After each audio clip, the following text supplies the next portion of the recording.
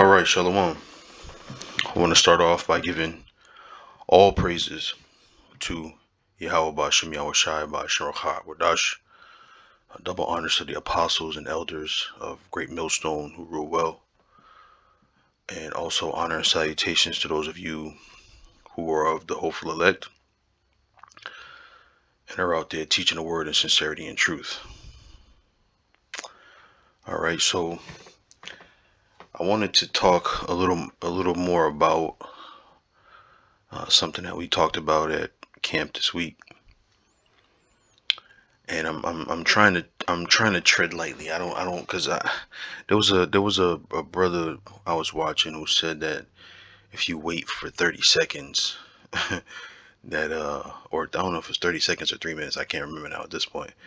But if you wait, then that whatever that um I guess whatever that initial 30 seconds is used for, if you say anything in regards to something against the community guidelines, so called, that's when they start cutting you down. But so I'm trying to I'm trying to pass. I'm past it now, but I'm trying to pass that point before I say exactly what it is I want to talk about.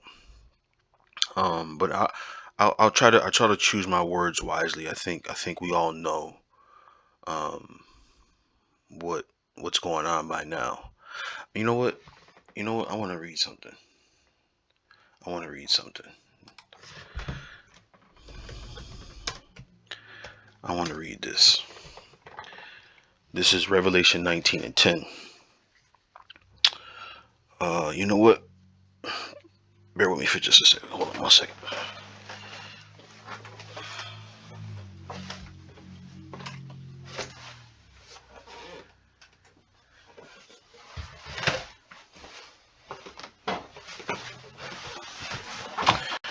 All right, let's read this real quick. It's Revelations 19 and 10. It says, "And I fell at his feet to worship him. And he said unto me, See thou do it not. I am thy fellow servant and of thy brethren that have the testimony of Yahweh Shai. Worship the Most High, for the testimony of Yahweh Shai is the spirit of prophecy." Right? So all this time that we've been out there testifying, right? All this time that we've been on, the highways and byways, um, teaching the word of the Most High.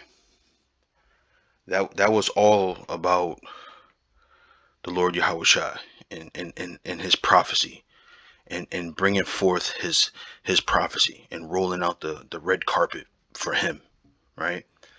Um, Yahweh Bashem Yahweh Shai, and I can also say Yahweh Wa Yahweh Shai, have been honorable in that they've kept their word. Matter of fact,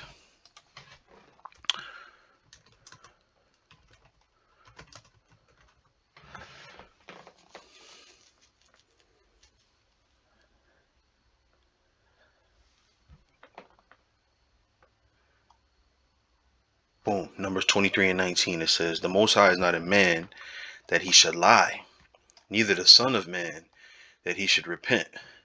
Hath he said, and shall he not do it?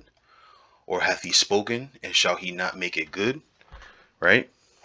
So everything that the Heavenly Father said he would do, he's done.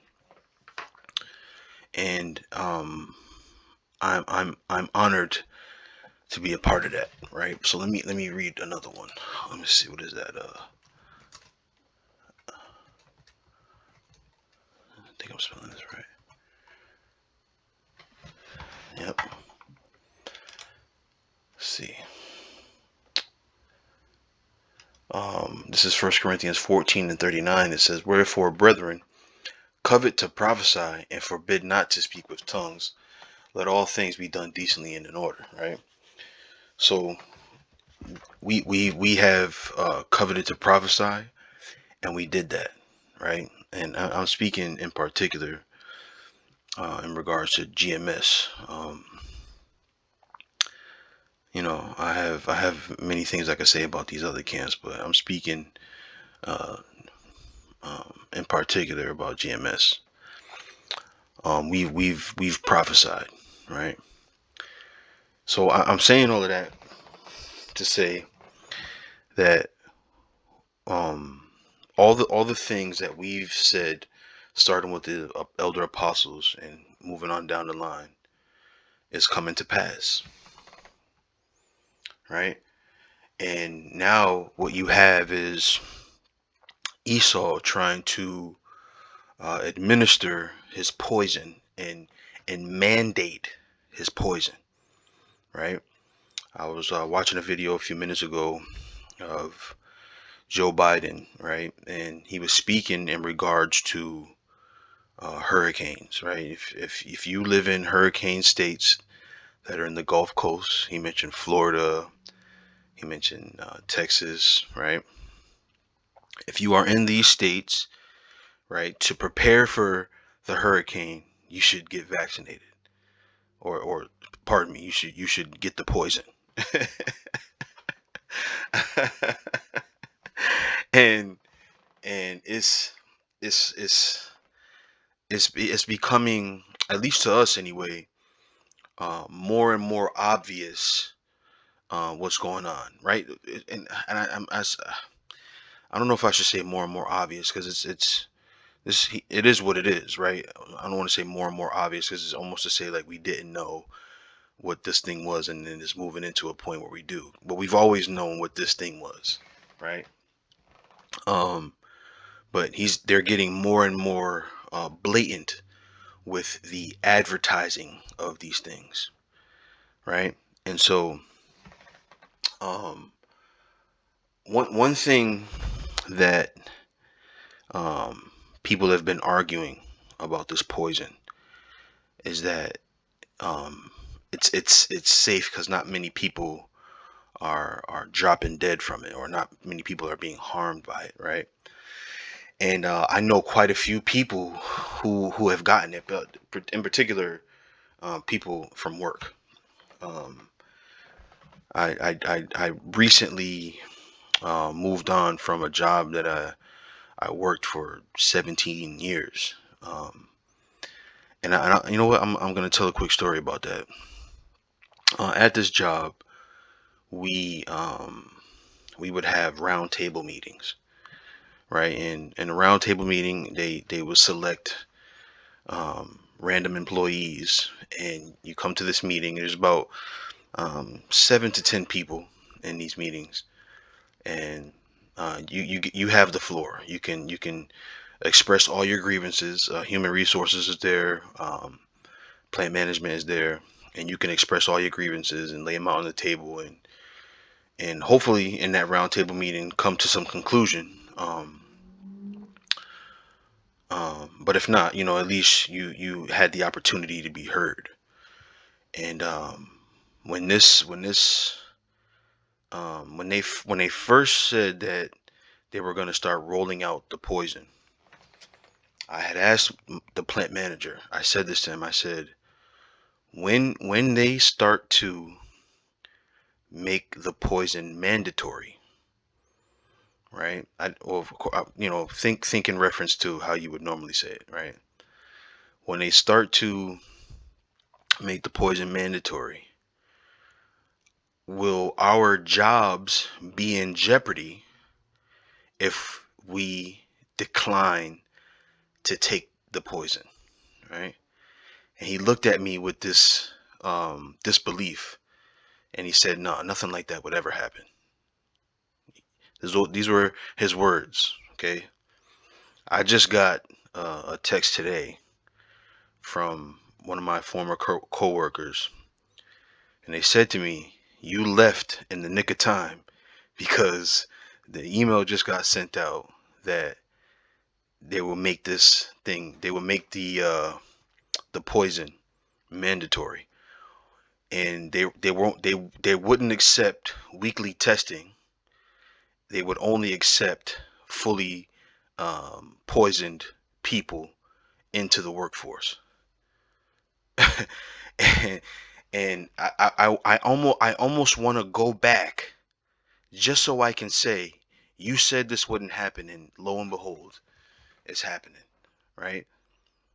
And we again, and to go back to that, right? So, and I'm rambling at this point now, but to go back to that, right? What I was initially saying, I know a lot of people that were in that place that got that poison, right? And their argument has always been, oh, I'm fine, it hurt for a little while, or I had a headache for a little while, or I had the sniffles for a little while, but then I was okay, right?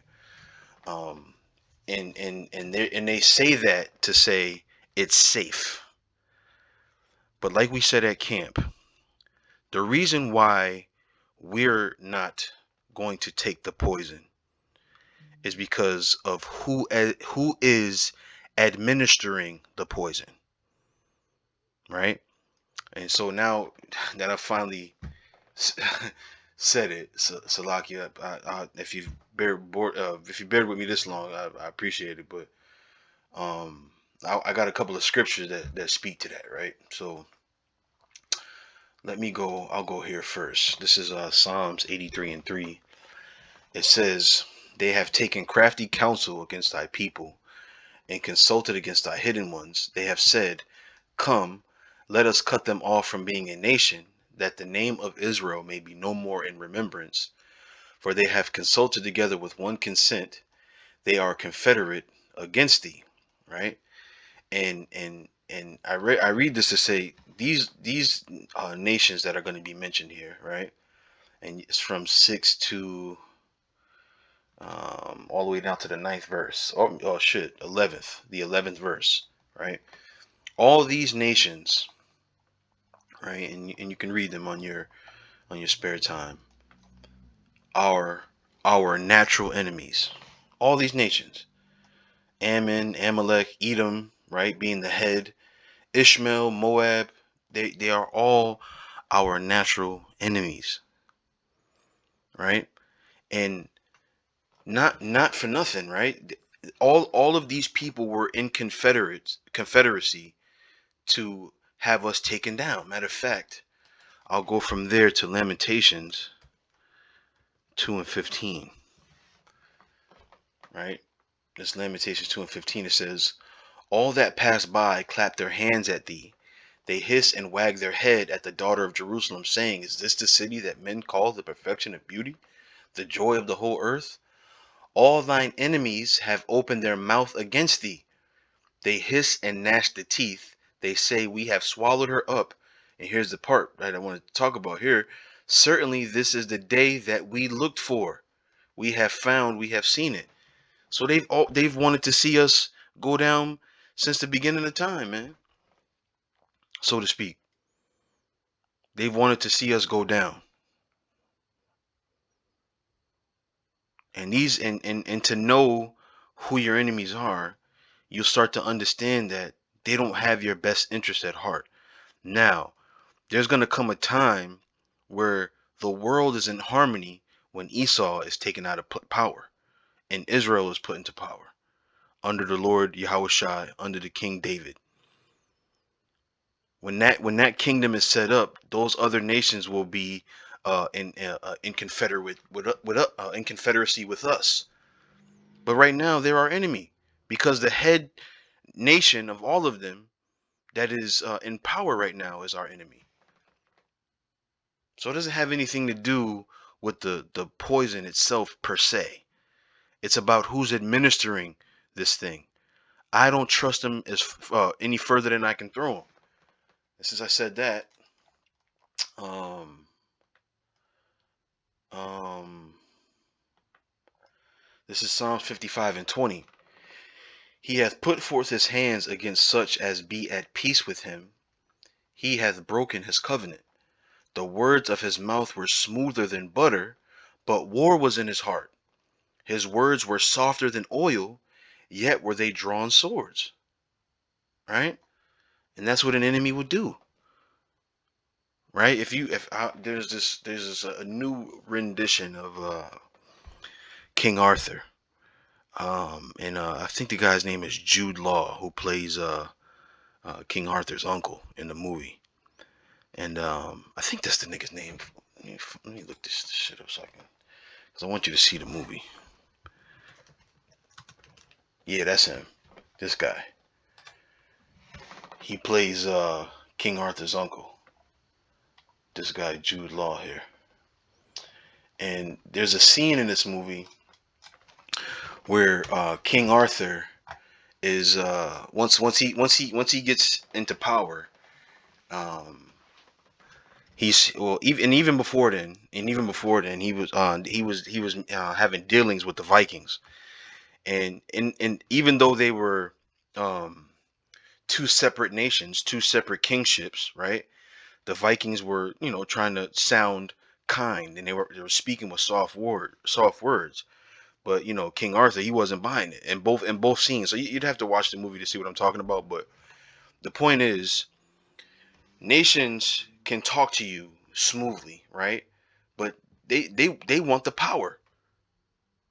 They want the power, right? And because they want the power, they're willing to do anything to destroy, to destroy us, because it is the matter of fact. What is that? Let me open up another one of these. Um, what does it say? Yeah, I think it's yep. Now it's coming to me. Second Ezra's 6:54. Oops, come on.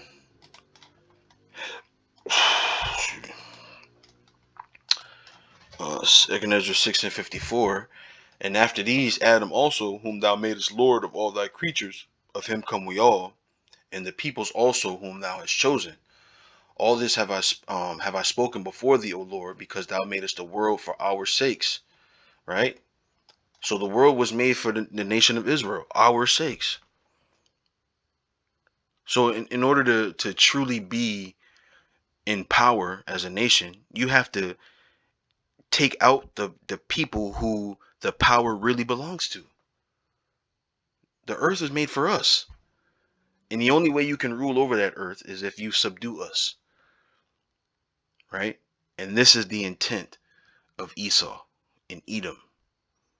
Joe Biden being the head of them today, right? Or at least the figurehead, right? So this is why we don't want that poison, right? So let me read a couple more of these. I pulled up a bunch, but um, this is Psalm 58:3. It says, "The wicked are estranged from the womb; they go astray as soon as they be born, speaking lies."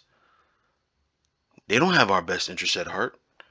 They've taken our land, they've taken our name, they've taken our heritage and culture, right? They gave us Africa. They don't have our best interest at heart, right? And we mentioned some of those things at camp: smallpox, the Tuskegee experiments. These people do not have our best interest at heart, and that goes for all the way to the top elite, all the way down to the lowest of the scum of the earth, man.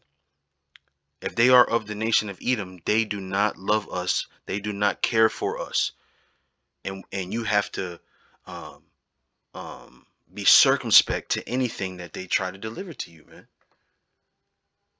Let me go to this one. This is Proverbs 4:14. It says, "Enter not into the path of the wicked, and go not in the way of evil men. Avoid it, pass not by it, turn from it, and pass away. For they sleep not, except they have done mischief, and their sleep is taken away, unless they cause some to fall. For they eat the bread of wickedness, and drink the wine of violence. But the path of the just is as the shining light, that shineth more and more unto the perfect day. The way of the wicked is as darkness; they know not at what they stumble." Mm, they can't even sleep unless they unless they've done some mischief to somebody. That's not somebody you trust. What's that other one? I think I have it open down here. Yeah, this is Sirach 12:10. It says, "Never trust thine enemy, for like as iron rusteth, so is his wickedness." Though he humble himself and go crouching, yet take good heed and beware of him, and thou shalt be unto him as if thou hadst wiped a looking glass, and thou shalt know that his rust hath not been altogether wiped away. Right? No matter how old Joe Biden is, right? How innocent he may seem as an old man, that dude is a demon, man. A career demon. He's been a demon his whole life, right? And I wanted to read this verse right here. It says, if adversity come upon thee, thou shalt find him there first, and though he pretend to help thee, yet he shall undermine thee, right? And what is the guise that this poison is here to help? For you, those of you who are in the hurricane states, you're not there to help. You want us dead. All right. So that I'll stop there. Um, I want to give all praises to Yahweh Bashem Yahushai, Bashem Rachak Wadash. Double honors to the apostles and elders of Great Millstone who rule well. Honor and salutations to those of you who are of the hopeful elect. And with that, I say Shalom.